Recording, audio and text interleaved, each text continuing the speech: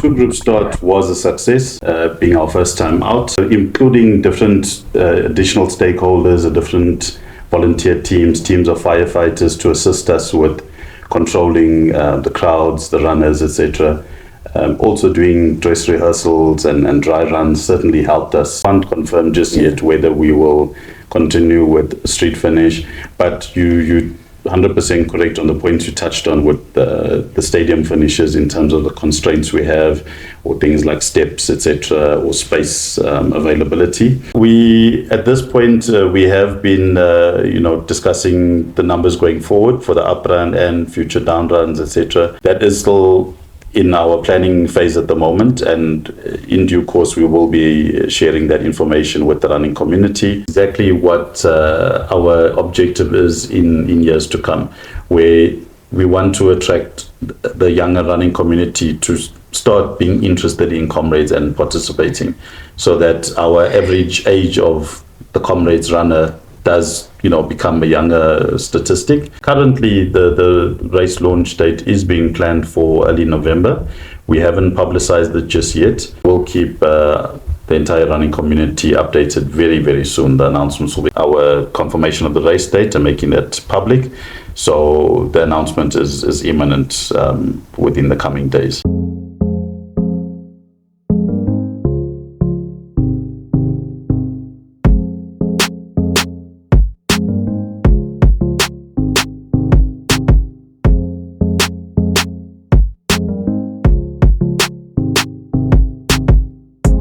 Hosting Comrades today, and it's going to be a quick one just to do a post-mortem on the race that they just held in 2025. And for that we are hosting Mr. Alain Dalais. Welcome, sir. Thank you, Roto, and thank you to your viewers. Nice to be on your podcast channel again. Let's just quickly dig into the race, some of the highs and lows of 2025 race. As I think one of the point that you guys emphasized was safety. Let's start with the safety one. Did you achieve what you guys were looking for in terms of safety of the runners? And Look, safety, it's a very broad topic. So number one for us is always will be runner safety, and of course safety of spectators. So whilst there were so many new innovations this year, for example, the two-group start, some slight changes on the route, and of course brand new to us being the street finish. So we did have some challenges that I think the running community is aware, the participants are aware, but we take those challenges that we had to help us to do better going forward in terms of enhancing and improving all manners of safety aspects. Being part of the whole team that organizes the Comrades Marathon, it's a massive monumental task to try and organize the race. We certainly tried our best, but we take those key learnings regarding safety, and we'll definitely be using that to definitely improve on all the different safety aspects of the race. Mainly the focus, I think, what was on safety was at the start and the pulley shots, and then some of the key takeaways from what you've observed, because obviously you've had teams that were in from the start on the route and at the finishing.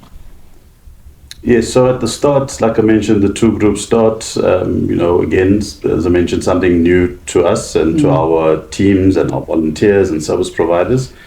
And the two-group start was a success, being our first time out,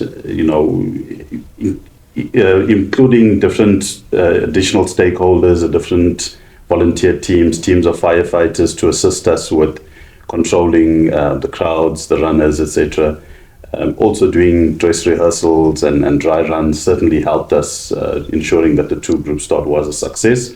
Again, some minor challenges that are easily improved or fixed going forward, but the two-group start certainly did work for us. something we've also been discussing, going forward is, as far as the start's concerned, which obviously affects the whole race and even the finish, is to possibly going forward look at certain important factors such as the time of the race, the start time. So whether we do continue with wave starts or even if it's a traditional start, but we look at changing the start time and using some of the enhancements we had, like at Poly Shorts, with additional lighting going down Poly Shorts and additional medical personnel. But if you start the race earlier, it means runners are then able to finish the race in lighter conditions. So that will certainly help, even when it comes to safety aspects, etc., and people able to find their way a lot easier by finishing when it's still light. So that is something that we've taken feedback from the runners that we will be using going forward as well. Okay, you can go. So I just wanted to touch on the Poly Shorts aspect as well. So we did do some enhancements on our side with a little bit of improvements in terms of utilizing as much of the road surface at Poly Shorts. We did have the teams stationed with lighting masks going down Poly Shorts, which was one of our major safety concerns that we were concerned about.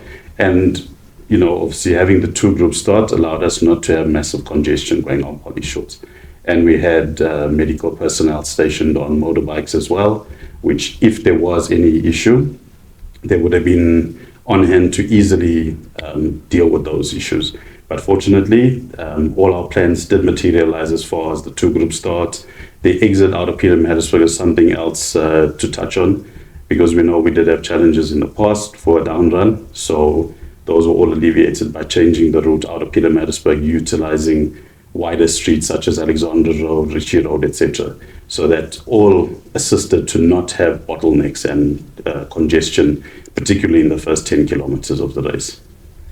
I ran the route and I started with Group 1. So I saw there are things that I've made observations on, such as you had lighting at the Poly Shorts, and personally I feel the lighting didn't serve any purpose.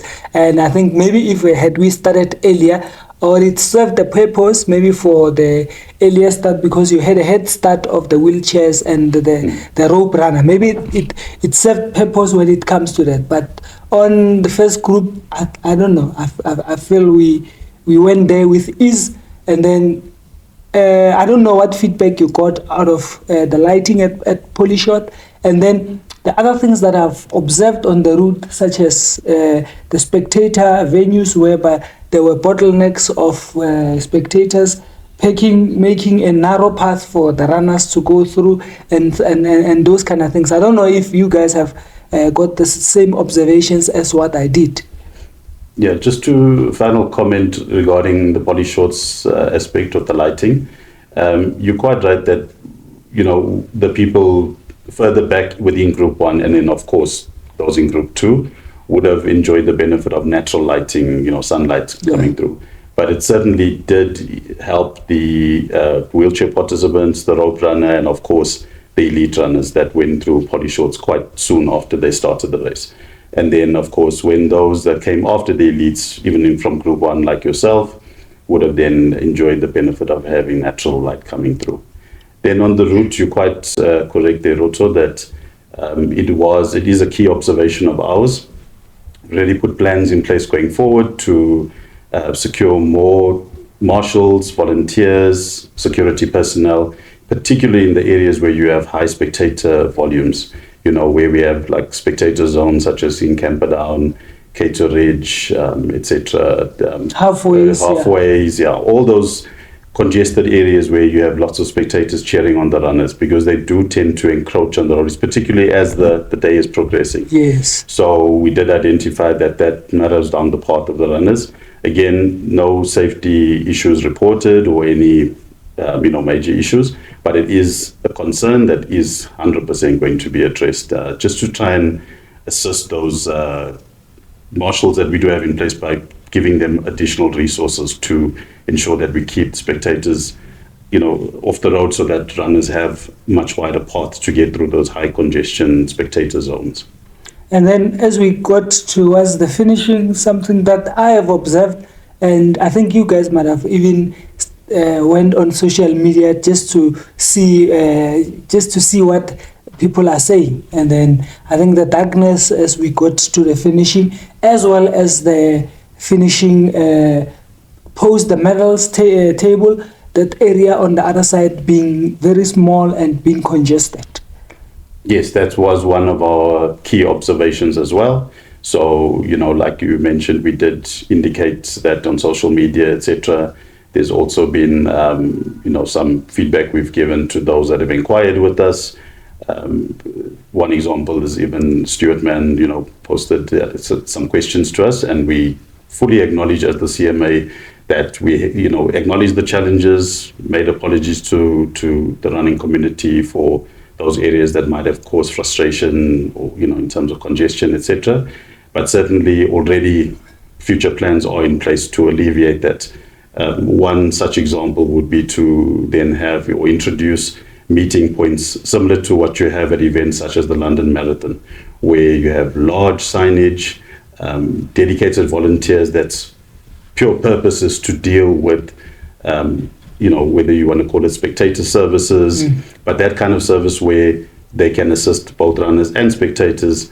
You have dedicated points where then runners can then, after receiving their medals, still have more space to after getting their medal, to compose themselves, get some hydration at the finish, and then ultimately go to a dedicated safe area where they can meet their family members or supporters nicely without massive congestion. And then also, again, ties into what I had my comment earlier about if you start the race earlier, then you don't have the issue of darkness, particularly for those that are finishing in the last 2 hours of the race. And in terms of the finishing, are you guys planning to increase the finishing area so that even those who finish, we know that the last group come between 11 and 12 hours, and those are the guys that will be crawling and doing all sorts of things. So is that something that you are planning to implement in the future Comrades? 100%, Ruto.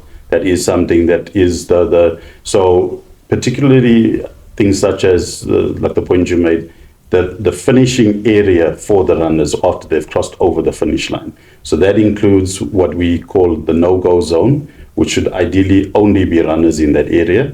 So we certainly have plans to improve that and to enhance that so that runners have lots more space after they cross the finish line, lots more space in the medals tent where they receive that, lots more space after the medals tent where you receive your hydration, etc. And even post that area, again, ties into the previous point I made with dedicated meetup points. But giving the runners much more area to just space themselves out, compose themselves. If they're needing any medical attention before they meet up with their supporters or the spectators, that they are then given, any specific attention, or if they need to be taken off to the medical tent. All that by having a larger area dedicated just for runners access only will certainly go a long way to ensure that the other thing that ties in with that matter we're discussing now, and for overall ease of flow within the venue, we are three serious areas regarding the finish itself, whether it's an up run or down run, is the flow of people. So that's critical to ensure that we get that flow right in terms of people flow, whether it be runners or the general public or spectators within the venue, layout changes and improvements to enhance the safety aspect, and the general runner experience. So, runners having an amazing experience from the start, throughout the route, and at the finish, and even after they finish, to enhance that runner experience and spectator experience. So by changing layouts to be better suited to everyone, again, will certainly go a long way. And then the third point is around traffic, in other words, vehicle traffic congestion. We know we have lots of traffic congestion issues when it's an uprun, because unfortunately, Pietermaritzburg, particularly the Scottsville area where we usually have the uprun finish, we have the roads are just, and the road network is just not ideally designed for the size of an event such as the Comrades Marathon. But we are looking at bringing in expert consultants and advisors to assist us as far as the the traffic management aspects concerned, we'll work closely with the Comrades team, as well as with the various traffic authorities, the traffic police authorities, so that these experts and advisors can assist us to ensure that road closures, the flow of vehicle traffic, even after people are leaving the finished precinct to make their way home to whichever destination they're going to, that traffic has a decent flow out of the area where people don't have to sit for hours to make their way out of the finish, whether they're going to Gauteng or back to Durban, etc. So those are the three very important aspects that we are certainly going to improve going forward. Let's just on the finishing, something that I have observed over the years. I think that prompted the street finish is that when it was Moses Mabhida, we complained about the stairs. Kingsmead is too small, and so forth. But going forward, can we expect to see the street finish being a permanent solution to, or just a best option in the midst of the finishing of inside the stadium? And Look, that is still at part of our planning phase at the moment. So I can't confirm just yet whether we will continue with street finish. But you 100% correct on the points you touched on with the stadium finishes in terms of the constraints we have, or things like steps, etc., or space availability, particularly for when it comes to a down run. So, those are things that our entire organizing team, together with different advisors, are going to be looking at to see what is, particularly for the 100th Comrades and future down runs as well, to look at what is going to be the best possible solution. If it is going to stay a street finish, then ultimately lots of work, additional work we need to put in to again touch on the points that I mentioned, like the flow of people, enhanced safety aspects, better area for the runners after they finish, and so on. What are some of the positives that you've drawn out of the 2025 race with your two-start and the street finishing that maybe you are looking to incorporate into the up run, because the up run dynamics are not as the down run. The up run dynamics are not the same as the down run. Look, you're quite correct that the dynamics are quite different for an up run versus a down run. If you look at an area like the start, the up run start is totally different in terms of the available space you have outside the Durban City Hall. We don't have a lot of the constraints we have compared to a down run start. Having said that, we do acknowledge that even the two group start, as I say, was a success, and it is certainly something that we realize wave starts do work very well, and we know that. You not only at Comrades, you see it at so many events in our own country and internationally. So wave starts, from as far as safety is concerned, it does tick that box, and it ensures that people have a better experience and a safer experience. So again, that is something that is going to be considered as far as, do we continue staying with the wave starts, and then we'll make final decisions on that. But in terms of those dynamics, up run versus down run, certainly when it comes to even next year for the up run, we'll still look at ensuring that from the starts throughout the route and ultimately at the finish for the up run, that whatever changes we make and enhancements and improvements we make, doesn't just apply to, for example, only a down run, which we've just finished now. We've got key learnings from the 2025 down run. But there's also, you can still, or in our case, still utilize the 2026 up run to further utilize enhancements, etc., which can also help us for the down run in 2027. So things like I mentioned, the flow and the layout of the venue, because we did, for months and months as leading up to the race this year, we indicated that this year's down run was a dress rehearsal for 2027. Having said that, that applied a lot to obviously the finish in a lot of aspects, but there's so many things that we can also do, key learnings from this year that we can use for the up run, which will then also be, if you want to call it, a second dress rehearsal leading up to the 100, because for the 100, we need to ensure that we get all these challenges right. In other words, fix all the any issues we had, because certainly that being every Comrades marathon is ultra special, but the 100th being one of our most or the most historical event that we're going to have in our lifetime for all of us. We need to ensure that we don't have these kind of issues for that special race. And you guys were talking about collecting a lot of data with the timing mats that were going to be put frequently. What was anything that you guys have learned from that will maybe that us as runners we might not be aware of, that you think are important to us runners? So certainly from our side, we do take that as a good idea that we implemented. That certainly did help us, having those additional timing mats to collect additional data, because it's going to help us going forward with planning in terms of measuring the runner flow through areas. Like if I use for this year, with the whole poly shorts aspect. So we had those additional mats, even besides the ones at the start, 5 kilometers. And then, of course, before you get to poly shorts, before you start the descent, and, on the other end of polys as well. So that data is certainly going to help us tremendously going forward in terms of planning. The other thing where the additional timing mats has already shown that it's improving or enhancing our race planning capabilities as far as when it comes to the identification of people that are potential or alleged cheats, because then it shows, by having the extra mats, you can pick up irregularities or anomalies as far as, the various pacing times and the splits, etc. And you start picking those up because you've got these additional mats in place, which can then show us accurate, data in terms of where things are not looking 100%, and then again helps you to identify these potential cheats as well. Did you guys have any batch jumpers?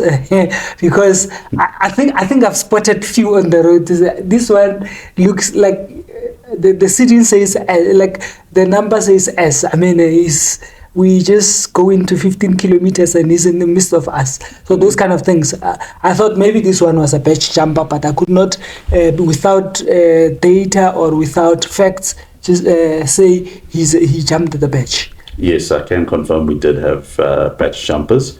And those were, with the enhancements we made to the timing technology, timing systems, the additional mats, etc. We did identify those from the outset. And they were then dealt with in terms of the race rules and ASA and World Athletics rules by the appointed technical officials. They were dealt with at the finish, and penalties imposed and other forms of disciplinary measures were taken against those batch jumpers. And at the finishing, where they were scanning, was the scanning system effective? Because I think at times it can get overwhelming, especially this bus is there's a bus coming, there's a cutoff coming, those kind of things. Yeah. Look, the scanning system and the technology works and it is effective. We had some challenges in terms of realizing that it was, again, something new we had to introduce with the additional scanners, where we had 10 scanning devices this year. But going forward, we may even have to, as an example, double the amount of scanners, so the scanning devices and the personnel that are going to be, working with those devices to scan runners. And also realizing that we had a split system in the medals tent area for Group 1 and Group 2, but we realized where we had picked up challenges in that last hour or two. So again, further enhancements and improvements within the medals tent and the chutes, etc., together with the scanning, additional scanners and additional scanning staff, will certainly help to ensure that we have, those crowds of runners, particularly, as I say, in that last 2 hours, to be able to still have a nice steady flow. We know it will be quite busy, but a nice steady flow to be able to get through those chutes and get their medals and proceed further on. With the down run, the numbers were the record numbers of entries that you got. can we safely have those on the upper? Look, at this point, we have been, discussing the numbers going forward for the up run and future down runs, etc. So that is still in our planning phase at the moment, and in due course, we will be sharing that information with the running community going forward as to what our numbers can be. Just something to always note is that the roadworks are still going on, so that does also pose its own set of challenges to us as far as congestion and even traffic is concerned. But it's not just a matter of being able to just, for example, thumbsuck a figure or say, yes, we know 24,000 can be taken for an uprun. There's a lot more planning and reviewing in terms of by using various calculations, timing data, etc., that needs to guide us, and even measuring runner flow, etc., because we can't just put a number out there without doing the due diligence to ensure that whatever number we come up, even for next year's uprun, must be the safest possible number. And again, safety and the runner experience is critical. Something that just popped in my mind. Would it help maybe getting volunteers, experienced volunteers in terms of managing races in other provinces to be incorporated somehow as some of the volunteers that can help you guys, help Comrades, maybe at certain points of the race? Would that add any value, or logistically it won't be feasible? Look, those are things that we are considering already. So we are looking at that, utilizing experienced volunteers from wherever we can get them. We're always appealing for volunteers, and we continue to do so. The other thing is also to try and attract younger volunteers, because we know the spirit of volunteerism is slowly declining every year on year. Yeah. And events like Comrades, is the volunteering aspect. We can't have our race without the volunteers. They are the life and blood and sweat and tears of this race and the engine room of this race. So Comrades is nothing without, or cannot be organized without, our massive contingent of volunteers. But to answer your question about possibly bringing from other events, that certainly will assist us if we can just get the mechanics and the logistical arrangements sorted behind the scenes. But I mean, especially when you bring in experienced volunteers, they come with that knowledge of working with runners and working at events, so that certainly will help us.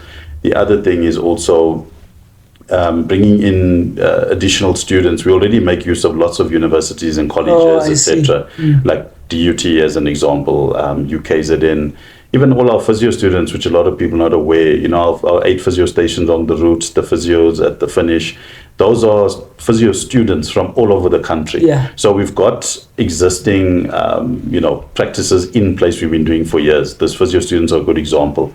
So we can look at, what can assist us bringing in those.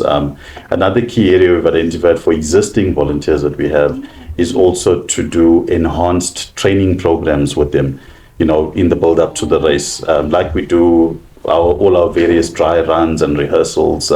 But those volunteers, especially those that tend to come in very close to the race, or even for race day, trying to get them in earlier to have more dry runs with them. A good example is those volunteers that are maybe working at the finish area, for them to come in earlier and have more in-depth detailed training with them, familiarizing themselves with like the finish layout, the map and all that, so that they can assist both runners and spectators with anything such as finding their club tents, or finding, they want to find portable toilets or food, or, all those parking areas. So those are certainly, again, on our list already for future races. Yeah, because I'm looking at I'm saying all this because we're building up to the 100th, and I think that there's a big appetite amongst the running community for the 100th. I mean, I spoke to one of the champions, Gift Galehe, and his brother Andrew. They're talking about running the 100th. Louis Massain with his knee problem, he said, no, I'm running the 100th. And I was with I was with Louis Massene. Sorry, I was with Louis Massene at the awards. He say he wants to do his back-to-back and he wants to run the 100th maybe as his last one. And then you've got Barry Holland. He's got a knee problem, but he said he also wants. I mean, the appetite is there. I know this is a question that you've been getting all like most of the time, but then. Are we confident with the race that we just hosted that maybe the number can be increased, even if it doesn't get to 34,000 as per some of people were asking for 34,000? Yeah, look, the demand is there, as you said. I like the word you use, the appetite. Yeah. The appetite is huge already. I like the examples you gave of those people, that are from green numbers to former winners, etc. There's so many people everywhere we go. People stop us. Even at the park runs or a lot of our popular 10-kilometer races around the country, where you find the younger runners that are participating in those events also saying they want to come next year, for example, to do their first Comrades. Then they have to do their back-to-back, and obviously being part of the 100. So the demand is there already. The demand is high already. So we, as part of our planning and organizing processes for leading up to the 100, that is something we are looking into. But again, safety has to be the driving force there. Again, we can't just put a number out there or just say we're going to have X number without taking safety and run experience into consideration. There's lots of thoughts and ideas and inputs being given, from the board to the race organizing committee to other external advisors and experts that are working with us on it. So we're taking all those and of course feedback from the running community, most importantly, to look at what we can possibly do to also try and incorporate anyone from retired Comrades runners, whether it be possibly incorporating different or shorter distances, those kind of things. But at this stage, those are still ideas that are still being reviewed. So nothing is confirmed as yet, but it is part of the thinking because we want to ensure that everyone that has the appetite and wants to participate has some form or opportunity to be able to take part in that amazing special edition of the race.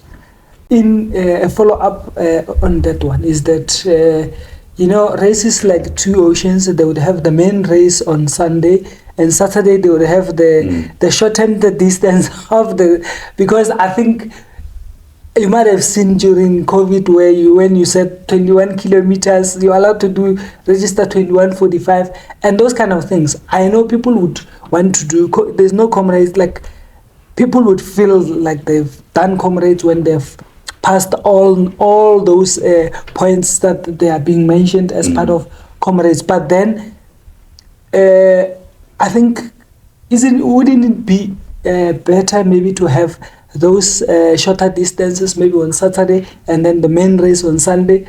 I'm just throwing it. Yeah. Those, which is what I touched on in my last comment, those are some of the ideas that we are taking in as inputs as well. So we are looking at that because you have some runners that want to be part of the race and part of that history, that historical moment, but at the same time, they may not, for whatever reason, have the necessary capability to complete the normal ultra distance, the 90 Ks, for example. So they may want to be able to participate in a 5 kilometer or 10 kilometer or 21 for that matter, but still get some form of commemorative medal that has the Comrades Marathon Hermes on it, or there's maybe different shirts, like the example used of Two Oceans and even other races across the country. So it is something we're going to have to look at, and again, it all ties in with the high demand, where we want to be able to accommodate runners of all different ages, capabilities, and interests, so that you're not excluding large parts of the the running community or the general public that want to be part of that momentous and historical race in 2027. One other thing that I've picked up from talking to a lot of people is that if like the comrade field, I think it's getting old every year. So maybe to bring appetite to the younger ones, it might, maybe that could be a precursor, or that could be something that encourages them to say, I'll do the half this year, next year I'll do the full. So, something like that. 100%, Roto. That's exactly what our objective is in years to come, where we want to attract the younger running community to start being interested in Comrades and participating, so that our average age of the Comrades runner does, become a younger statistic. And then, of course, a very strong push for us over the next few years is on female participation. Yeah. We certainly feel that is one area where we can certainly improve drastically, and we want to improve drastically. So, we want the female runners out there to embrace, the Comrades Marathon and come and participate in all our future editions. So those are aspects we want to. And then, of course, also very importantly is that we want lots more runners to run for charity. We've got such an amazing program in our BD charity drive, the Race for Charity. We certainly want more runners to get more involved in running for charity, because those people, those charities and their staff and families and all their stakeholders do such amazing work in our 6 official charities. So the more runners we can get running for charity will go such a long way to improve our communities in our country.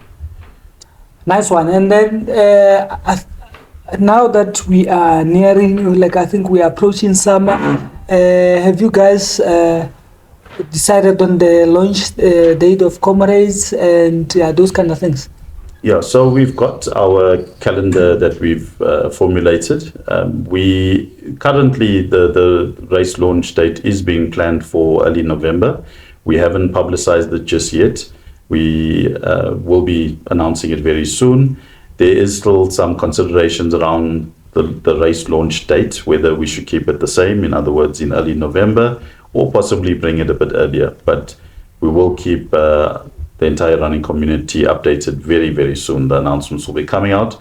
And while I'm talking about announcements to be made, I know there's lots of questions keep on coming, even via social media channels, and inquiries from runners about actual confirmation from us as the CMA in terms of the race date. Just to give a short update on it, as much as I can say at this point, is that we have already completed all the steps that we have to every year to get onto the fixture calendar. That is all completed and sorted with both KwaZulu-Natal Athletics and ASA. So at this point, we are literally just waiting on the publication and sharing of the national fixture list. And we are ready to go as we speak, even today, with our confirmation of the race date and making that public. So the announcement is imminent within the coming days. And then lastly, ever since I saw you at the Comrades breakfast after the post-race, how much rest did you get, and did you take any leave? I mean, those kind of things.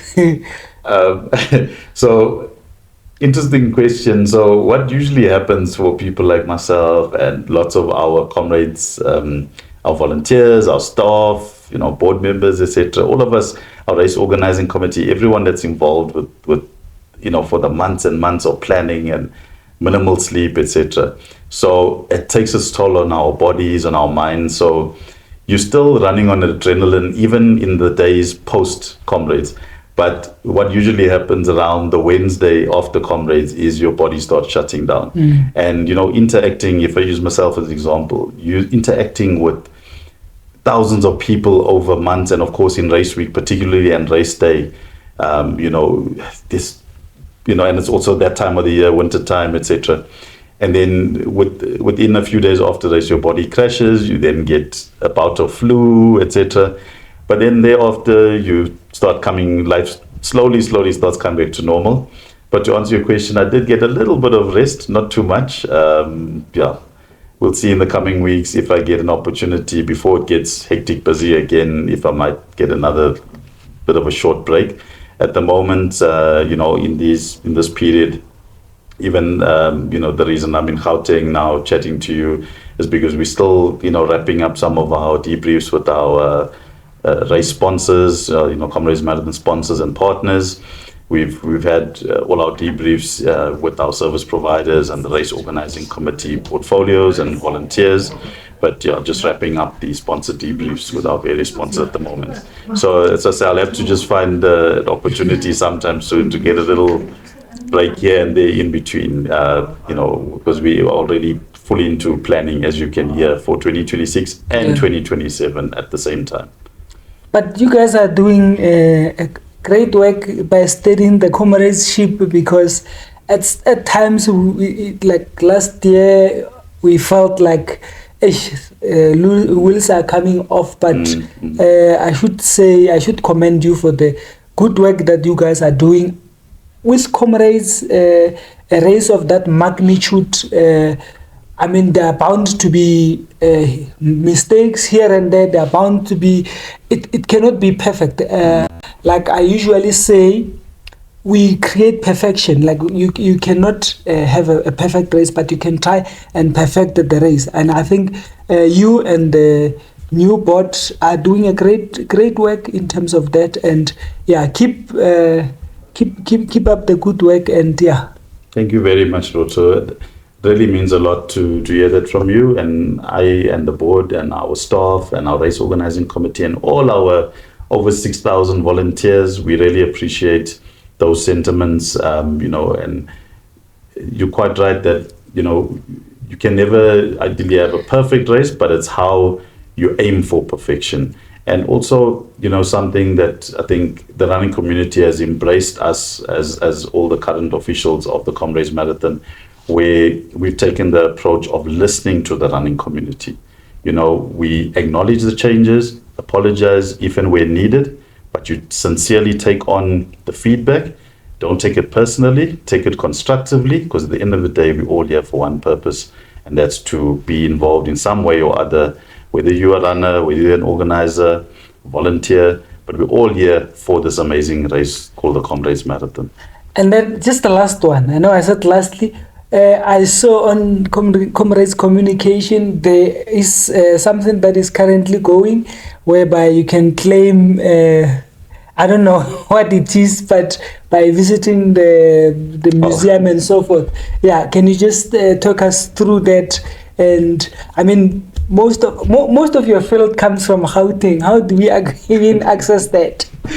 Okay, you're putting me on the spot with that one. So look, it's a very good creative idea that has come from our team. It's a fantastic idea and initiative.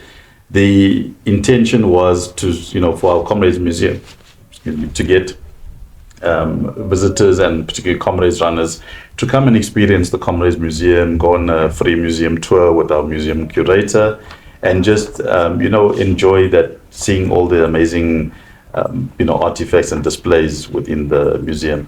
So, and to celebrate Heritage Month, because we have good working relationships with our KZN Museum Services, who also ask all the various museums, Comrades Museum included, to look at doing activities for the community in terms of, getting people to come and visit your museum and participate and engage and learn about the Comrades history. But we have seen the feedback that has come from runners via our social media platforms primarily, especially from, like you say, runners that are based outside of KZN. Even lots of international runners have inquired, because everyone that is passionate, especially the running community and the Comrades runners, are so passionate about this amazing race that they want any form of memorabilia that can tie in with their amazing achievement of having that Comrades medal that they earned they worked so hard for. So it is something that when I'm back in the office in a day or two, that I will just brainstorm with my team and see what is potentially possible to then either look at expanding this or seeing how outside of this Heritage Month period or this campaign that we're doing, to make these available at some point. So while I can't confirm just yet, please know that it is something that we are taking that feedback and that input to say, we realize it's something that everyone would like to also be able to have an opportunity to get one of those badges. So it is something we're going to look and brainstorm and then come back with some feedback.